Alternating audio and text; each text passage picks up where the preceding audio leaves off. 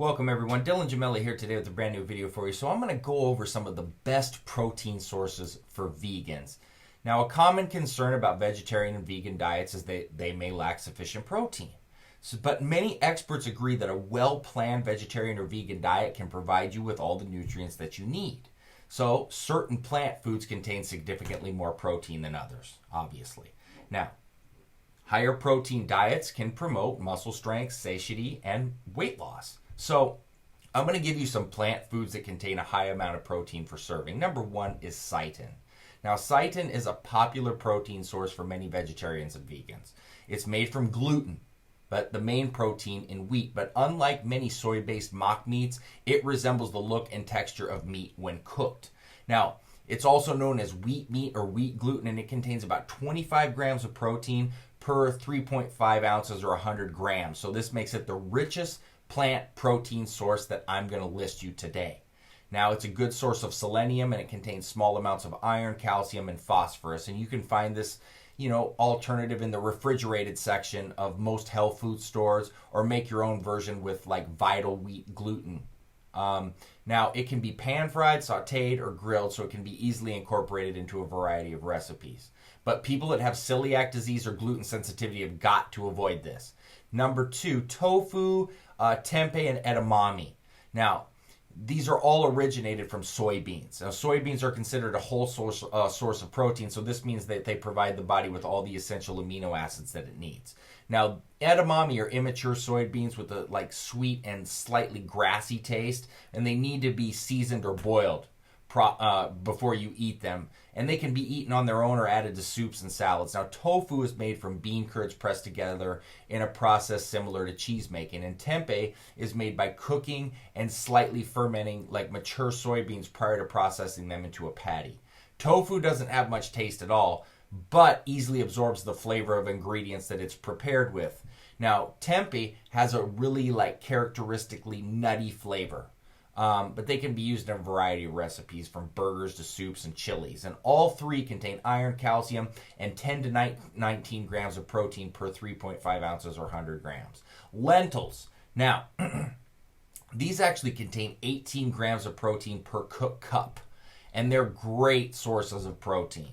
They can be used in a variety of dishes, from salads to hearty soups and spice-infused dals, things like that. They contain a good amount of slowly digested carbs, and a single cup provides 50% of your daily fiber intake. So this is a great option.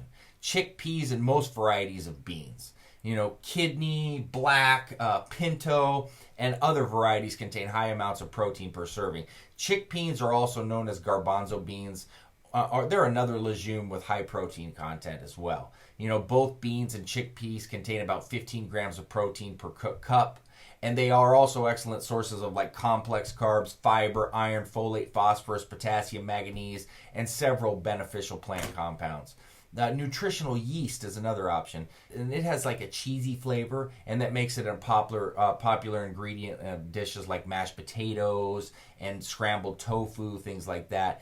It can also be sprinkled on top of pasta dishes, or as a savory topping on popcorn even.